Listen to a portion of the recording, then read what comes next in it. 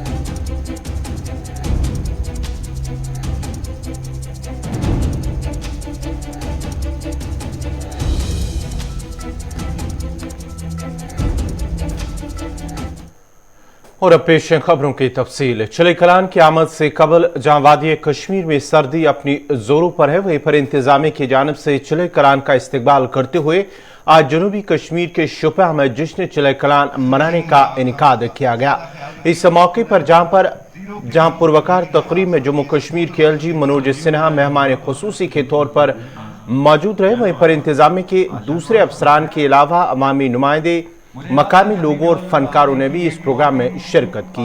मकामी फनकारों ने जहां रंगारंग प्रोग्राम पेश करते हुए तकरीब की रौनक में चार चांद लगा दिए, वहीं पर मुकर्रीन ने वादी कश्मीर में मौसमी सरमा और चिले कलान पर अपने अपने ख्यालात का भी इजहार करते हुए कहा कि वादी कश्मीर को अल्लाह ताला ने कुदरती खूबसूरती से नवाजा है, वहीं पर इस खिते की मौसमी तब्दीली भी अपने आप में एक मिसाल है।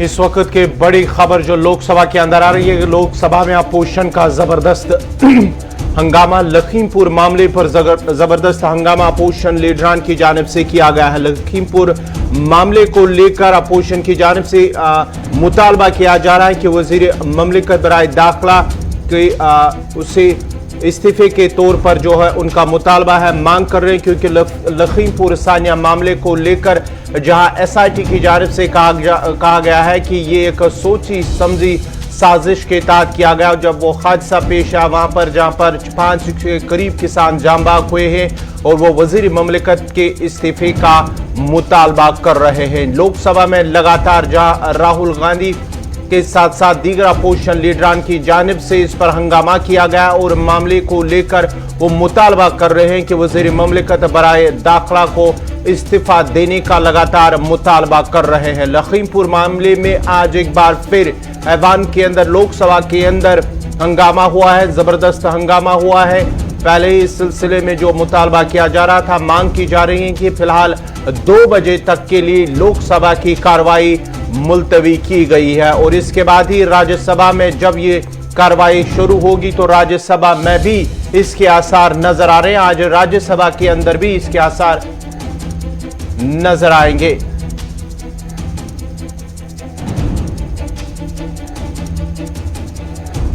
आपको बताते चले कि लोकसभा की कार्रवाई के अंदर जहां पर अपोजिशन ने जबरदस्त हंगामा किया है और मुतालबा किया है कि वज़ीर ममलिकत बराए दाखिला जे मिश्रा को इस्तीफा देने का मुतालबा कर रहे हैं। मेरा प्रश्न काल चलाने का रहता है और आज जनजातीय क्षेत्र के विकास में रेल संबंधी विषय पर चर्चा हो रही थी। उत्तरी पूर्व क्षेत्र में रेल पर चर्चा हो रही थी। एक अच्छी परंपरा रहे, प्रश्नकाल चले, महत्वपूर्ण प्रश्न रहते हैं और आज महंगाई जैसे मुद्दे पर भी चर्चा होनी है।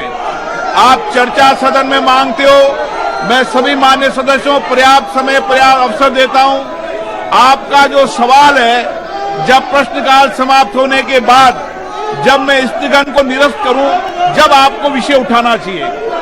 आप प्रश्नकाल को डिस्टर्बेंस कर रहे हैं, एक अच्छी परंपरा नहीं है, अच्छी परपाटियां नहीं है, सदन की उच्च मर्यादा भी नहीं है। मैं सदन के नेताओं से कहना चाहता हूं कि आपके सब पीठासीन अधिकारी भी ये कहते हैं कि प्रश्नकाल चलना चाहिए। मैं आप प्रश्नकाल के बाद आपको विषय उठाने की इजाजत दूंगा। अगर आप प्रश्नकाल चलने देंगे तो मैं आपको विषय उठाने की इजाजत दूंगा।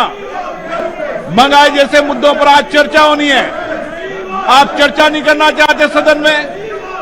एक अच्छे वातावरण में सदन चल रहा था, देर रात्रि तक आप बैठकर चर्चा कर रहे थे, संवाद कर रहे थे। माननीय सदस्य, मैं आपको हर विषय पर हर चर्चा और संवाद कराना चाहता हूं। ये सदन स्वस्थ चर्चा करने का सदन है। मेरा आपसे आग्रह है, आप तख्तियां लहराने के लिए यहां पर नहीं आए, नारेबाजी के लिए नहीं है। सदन की आप बैठना चाहते हैं, मैं आपको आपका क्वेश्चन वर्क आपको बोलने की इजाजत दूंगा। आप बैठिए सीट पर। आप अगर सीट पर बैठेंगे तो प्रश्नकाल के बाद मैं आपको इजाजत दूंगा। प्रश्नकाल स्थगित कभी नहीं होता है। नो, सभा की कार्रवाई 2 बजे तक के लिए स्थगित की जाती है। जहां पर लोकसभा को लेकर आज एक बार फिर लोकसभा में हंगामा हुआ है, जहां पर लखीमपुर खीरी तशद्दुद मामले को लेकर एसआरटी की जानिब से इसको जांच कर रही थी। उसने कहा कि एक प्लानेट था कि जिसमें जो किसान जाँ बाग हुए थे, उसके बाद ही हंगामा आज एक बार फिर लोकसभा के अंदर देखा जाए। और अपोजिशन जमातों की जानिब से कहा गया है कि वजीर ममलिकत बराए दाखिला अजय मिश्रा के इस्तीफा का वो मुतालबा करे। जब हंगामा हुआ तो लोकसभा के स्पीकर ओम बिरला की जानिब से 2 बजे तक के लिए लोकसभा में कार्रवाई को मुलतवी कर दिया गया। मजीद तफसीलात के लिए फोन लाइन पर हमारे साथ है रहमत कलीम। रहमत, क्या कुछ तफसीलात है? एक बार फिर लोकसभा के अंदर जबरदस्त हंगामा और 2 बजे तक के लिए फिलहाल कार्रवाई मुलतवी की गई। जी बिल्कुल, पहले ही सुबह जैसे ही मालूम हुआ कि आज राहुल गांधी की तरफ से तहरीके इल्तवा की नोटिस दी गई है लखीमपुर सानहा मामले में। उस पर मुमकिन था, क्योंकि पहले ही अंदाजा लगा लिया गया था कि चूंकि आज जैसे ही तहरीके इल्तवा की नोटिस दी गई है उसी दिन या पहली फुर्सत में उस मामले पर समाप्त हो, ऐसा होता नहीं है। क्योंकि कार्रवाई की तैयारी पहले ही प्रोग्रामिंग हो जाती है कि पहले क्वेश्चन आवर में किस तरह के सवाल उठेंगे और किस तरह की बहस होगी, किन किन मुद्दों पर बहस होगी। दरमियान में या फिर सुबह पहली फुर्सत में अगर कोई दूसरी अर्जी आती है, दूसरी तहरीके इल्तवा नोटिस आती है, तो फिर उसे बाद में अगर गुंजाइश रही तो मौका दिया जाता है। लेकिन चूंकि क्वेश्चन आवर में ही शुरू में अपोजिशन ने मन बनाया था कि पहली फुर्सत में जिस मुद्दे पर बहस होगी, जिस पर बहस कराने की उनकी तरफ से मुतालबा किया गया था, वो लखीमपुर सानहे को लेकर था। राहुल गांधी ने तहरीक इल्तवा की नोटिस दी, अपोजिशन एक साथ थे। सीधे तौर पर कहना है कि आज की बहस का आगाज होगा क्वेश्चन आवर से ही। अगर आगाज करते हैं तो वहीं से हम सीधे तौर पर अजय मिश्रा के इस्तीफे के मुतालबे के साथ, यानी कि लखीमपुर सानहे के मुद्दे पर सीधे तौर पर हम बहस कराएंगे और उसके साथ ही मामला आज की समाअत का आगाज होगा। तो ये दोपहर तक 2 बजे तक के लिए ये समाअत सीधे तौर पर मुलतवी जरूर कर दी गई है। लेकिन सीधे तौर पर आज लोकसभा में स्पीकर ओम बिरला ने अपोजिशन के लीडरान से जो मुजाहरा कर रहे थे उनसे कहा कि अगर आप क्वेश्चन आवर चलने देते हैं तो क्वेश्चन आवर खत्म होने के बाद हम आपको मौका देंगे। एक ऑप्शन जरूर दिया गया था, लेकिन उसके बावजूद अपोजिशन ने अपनी जिद को बरकरार रखी और सीधे तौर पर कहा कि जब तक कि हम इस बात पर, इस मुद्दे पर बहस नहीं होती जो एसआईटी की रिपोर्ट से इंकशाफ हुआ है, जिसमें बताया गया है कि एक सोची समझी साजिश के तहत ये पूरा वाकया अंजाम दिया गया था, जिसमें 4 से 5 किसानों को कुचला गया था, तो इस पर पहले बहस हो। लेकिन अपोजिशन के इस मुतालबे को चूंकि इसलिए नहीं माना गया, प्रोग्राम पूरा सेट था, शेड्यूल था कि किन मुद्दों पर किनको जवाब देना है, कौन सवाल करेंगे। आज महंगाई के मुद्दे पर भी बहस होनी थी, लेकिन हंगामे की पेश नजर क्वेश्चन आवर को खत्म करना पड़ा और 2 बजे तक के लिए कार्रवाई मुलतवी करनी पड़ी। और अपोजिशन अभी भी बजिद है कि वजीर ममलिकत अजय मिश्रा की अब के इस्तीफे पर अब सरकार को फैसला ले लेना चाहिए। उनके चलिए, बहुत बहुत शुक्रिया रहमत कलीम आपका। ये थे रहमत कलीम, बात कर रहे थे जहां पर एक बार फिर आज लोकसभा के अंदर हंगामा हुआ है लखीमपुर खीरी सानिया मामले को लेकर, जहां एसआईटी की जानिब से इंकिशाफ किया गया है कि एक सोची समझी साजिश के तहत वो सानिया मामला पेश आया है। उसके बाद ही अब अपोजिशन की जानिब से लोकसभा के अंदर ये मामला उठाया गया है, जहां पर इस पर बहस करने के हवाले से उन्होंने मांग की थी। उसके बाद ही जो है ओम बिरला जो लोकसभा के स्पीकर, उनकी जानिब से कहा गया है कि जो आज के मुद्दे हैं महंगाई और दीगर मुद्दे, उन पर बात होगी। उसके बाद ही लोकसभा की कार्रवाई 2 बजे तक के लिए फिलहाल मुलतवी कर दी गई है।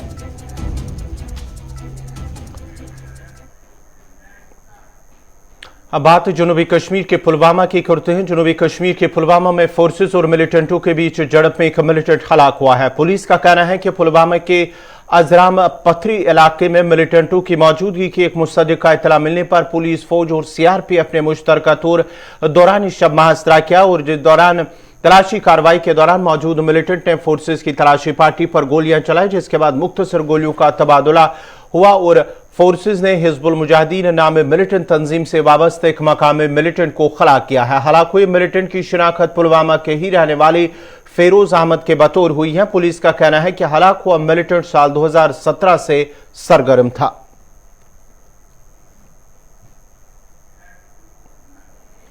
भारत में अमेरिका के नामजद हुए नए सफीर एरिक गार्स्टी ने कहा है कि हिंदुस्तान सख्त पड़ोसियों के दरमियान वाक़ा है और उनकी कोशिश रहेगी कि सरहदों को महफूज बनाने और इंसदाद दहशतगर्दी को कोऑर्डिनेशन के जरिए रोका जा सकता है और कोशिश रहेगी कि हिंदुस्तान की सलाहियत को मजबूत बनाया जाए। If confirmed, I will extend efforts to strengthen India's capacity to secure its border, to defend its sovereignty, to counter terrorism, and to deter aggression. We'll do that through information sharing, counterterrorism coordination, joint freedom of navigation patrols, and military exercises, which I have witnessed personally with my brave Indian counterparts, as well as sales of our best defense technologies in order to fully realize the potential of our major defense partnership. As an aside, I want to express my condolences to the Indian people and armed forces for the loss of Chief of Defense Staff General Bipin Rawat last week, who was a hero to his nation and a good friend to ours. If confirmed, I will work to advance partnerships in space, science, and flight, as well as other critical and emerging technologies. And as Senator Padilla mentioned, I've chaired C40, which is a global network of mayors from the largest cities of the world, to confront global climate change and to share the experience of LA, which is on track to be fully renewable power by 2030. Delhi के Ghazipur border पर कामयाब धरने के बाद राकेश टिकैत अब अपने आबाई इलाका लौट रहे। तीनों जरिए कवानीन की वापसी और किसानों के देरीना मुतालबात पर हुकूमत के तजवीज़ पेश किए जाने के बाद एक साल से चल रही किसान तहरीक को मुअत्तल कर दिया गया और किसानों की घर वापसी शुरू हो गई। दिल्ली के टिकरी और सिंगो बॉर्डर पहले ही खाली हो चुके हैं और आज गाजीपुर बॉर्डर से भी किसानों का आखिरी दस्ता रवाना हो रहा है। भारतीय किसान यूनियन के लीडर राकेश टिकैत यहां से 383 दिनों के बाद वापस लौट रहे हैं। टिकैत ने तहरीक शुरू करते वक्त ऐलान किया था कि जब तक कवानीन वापस नहीं होगी, राकेश टिकैत जिला मुजफ्फरनगर के गांव सिसोली के रिहायशी हैं और किसान उनके घर वापसी के दिन को यादगार बनाने की तैयारी भी कर रहे हैं। सिसोली गांव को दुल्हन की तरह सजाया जा रहा है। पंजाब, हरियाणा, उत्तर प्रदेश समेत कई रियासतों के किसान गुज़िश्ता साल 26 नवंबर से सिंगू, टिकरी और गाजीपुर सरहदों पर 3 ज़रिए कवानीन की वापसी के लेकर एहतजाज कर रहे थे। कवानीन को वापसी लेने और हुकूमत की तजवीज़ के बाद सकेत किसान मोर्चा ने किसानों की तहरीक को मुअत्तल करने का फैसला किया। किसानों ने 11 दिसंबर से घरों को लौटना शुरू कर दिया और सिंगो टिकरी सरहदों से किसान मुकम्मल तौर पर चले गए। 15 जनवरी यानी कि आज संयुक्त किसान मोर्चा की 15 जनवरी अगले साल और पहले महीने की 15 तारीख को वो एक बार फिर मीटिंग करेंगे।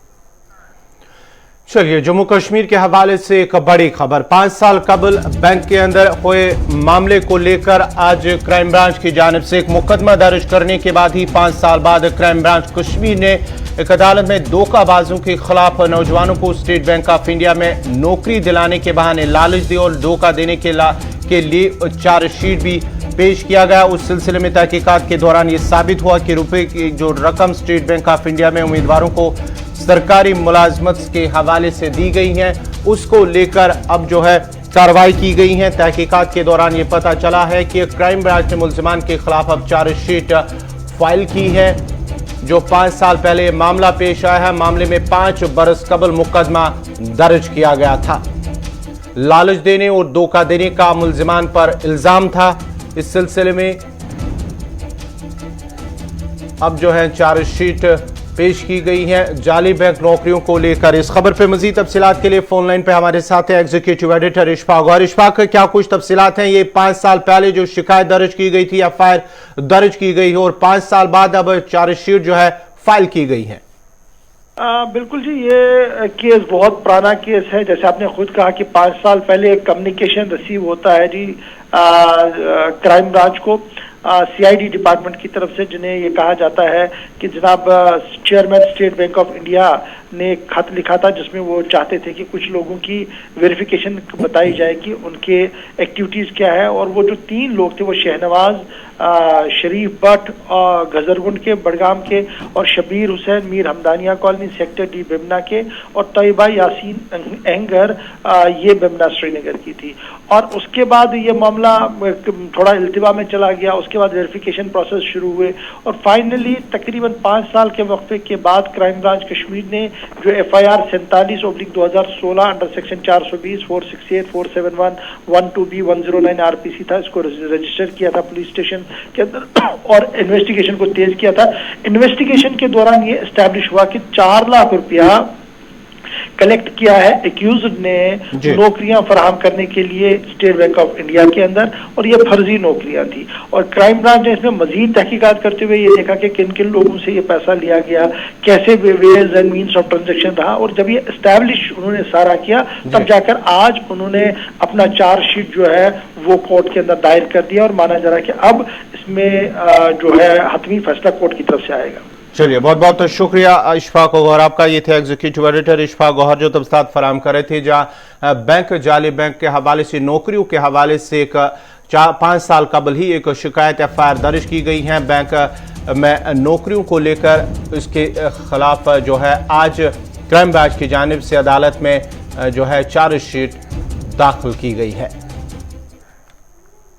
डोडा के ठाठरी में आज एक शख्स ने खुदकुशी की है। पुलिस राय का कहना है कि कंडहूट इलाके में बैंक में काम कर रहे एक शख्स की लाश रेडियो स्टेशन के नजदीकी कमरे से लटकी हुई बरामद की गई है। अफराद खाना ने पुलिस को इत्तला दी है और पुलिस ने लाश को अपनी तहवील में ले लिया है, जिसके बाद लाश को तिबी लवाजमात के लिए अस्पताल ले जाया गया, जहां से तिबी लवाजमात मुकम्मल होने के बाद उन्हें लवाकीन के हवाले किया गया है। खुदकुशी करने वाले शख्स की शिनाख्त अरविंद कोटवाल के बतौर हुई है। पुलिस ने केस दर्ज करके तहकीकात शुरू कर दी है। बजरंग दल की जानिब से जहां वादी में फेरन पहनने पर पाबंदी आयद करने की मांग की गई है, वहीं पर वादी में इसे नफरत की सियासत और वादी के कल्चर और शिनाख्त को खत्म करने की कोशिश से ताबीर किया गया है।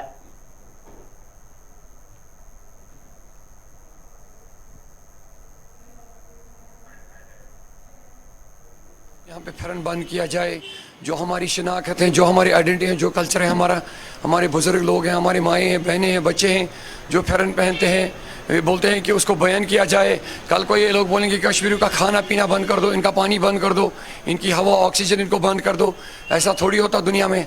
हम इनसे अपील करते, सारी सियासी पार्टियों से, हम कश्मीरी अब बहुत उकता चुके हैं, अब बहुत खून हो गया। आप लोग अपनी रोटियां सेकने के लिए कश्मीरियों को मरवा रहे हो, चाहे पुलिस का आदमी हो, मिलिटेंट्स हो, हैं तो इंसानी, सब तो किसी माँ के बच्चे ही होते हैं। आप लोगों की तो ये दुकानदारी है, लोगों को उलझाना रोजमर्रा के मसाइल में, लोगों को जीने दो। महंगाई ने कमर तोड़ के रखी है इस वक्त इंसानियत की।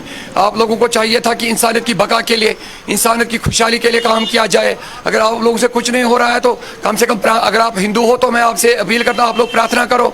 हम मुस्लिम हैं, we will pray for the peace, for the humanity. हम इंसानियत के लिए दुआएं करेंगे कि हर तरफ दुनिया में अमन अमान हो, भाईचारा हो। कभी आप उधर मथुरा में बोलते हैं कि ईदगाह छीन लेंगे, कभी बाबरी मस्जिद का मसला उठाते हो, कभी वो मसाइल, कभी ये मसाइल। कब तक आप ऐसे देश को उलझाते रहोगे इन मसाइल में?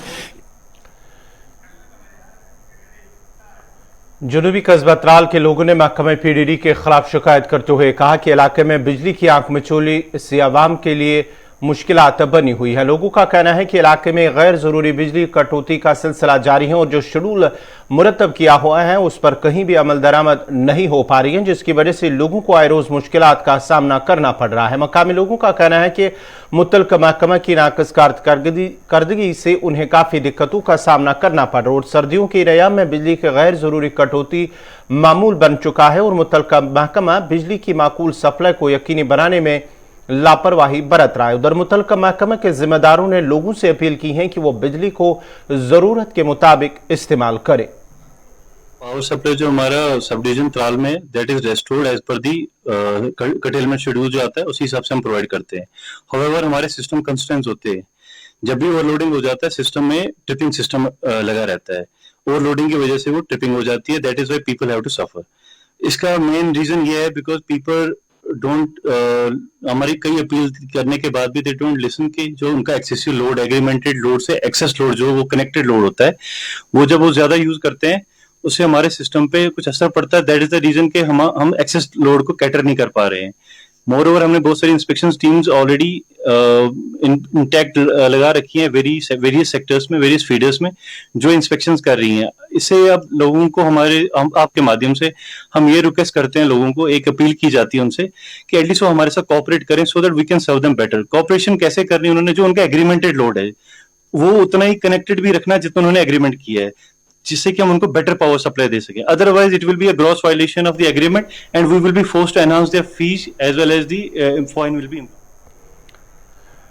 आलमी इदारे सेहत ने खबरदार किया है कि कोरोना वायरस की नई किस्म ओमिक्रॉन इस तेजी से फैल रही है कि ऐसा पहले कभी नहीं देखा गया। आलमी इदारे सेहत ने मुख्तलिफ ममालिक पर मुनासिब इक़दाम करने के लिए जोर दिया है। आलमी इदारे सेहत के सरबराह टेड्रोस अडहाम ने कहा है कि ओमिक्रॉन की किस्म 77 ममालिक में रिपोर्ट हुई है। ये वायरस जिस शरह से फैला वो पिछले अक़साम में कभी नहीं देखी गई हैं। वैक्सीन बनाने वाली कंपनी फाइजर ने कहा है कि कोरोना वायरस के लिए तैयार की जाने वाली गोली ओमिक्रॉन वेरिएंट के खिलाफ भी मुअस्सर है। 77 countries have now reported cases of Omicron, and the reality is that Omicron is probably in most countries, even if it hasn't been detected yet. Omicron is spreading at a rate we have not seen with any previous variant. We're concerned that people are dismissing Omicron as mild.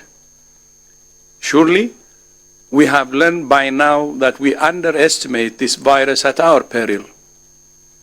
Even if Omicron does cause less severe disease, the sheer number of cases could once again overwhelm unprepared health systems. I need to be very clear.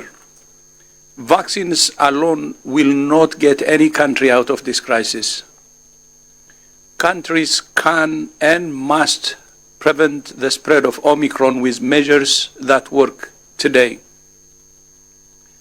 It's not vaccines instead of masks. It's not vaccines instead of distancing. It's not vaccines instead of ventilation or hand hygiene. Do it all. Do it consistently. Do it well. Vaccines are tools that have the greatest impact when they're used to protect those who are most at risk in all countries. In the past 10 weeks, COVAX has shipped more vaccines than in the first 9 months of the year combined. Most countries are using vaccines as fast as they get them. A small group of countries are facing challenges rolling out vaccines and scaling up rapidly, and WHO and our partners are working closely with those countries to overcome bottlenecks. Although we expect further improvements in supply, there are no guarantees, and the hard-won gains we have made are fragile. We continue to call on donors and manufacturers to put COVAX and AVAT first. 41 countries have still not been able to vaccinate 10% of their populations, and 98 countries have not reached 40%. We also see significant inequities between population groups in the same country. नाजरीन, इसी के साथ ही अभी तक का उर्दू खबरनामा इख्तिताम पजीर हुआ चाहता है। अपने मेज़बान गौहर कुची को इजाज़त दीजिए। अल्लाह हाफ़िज़।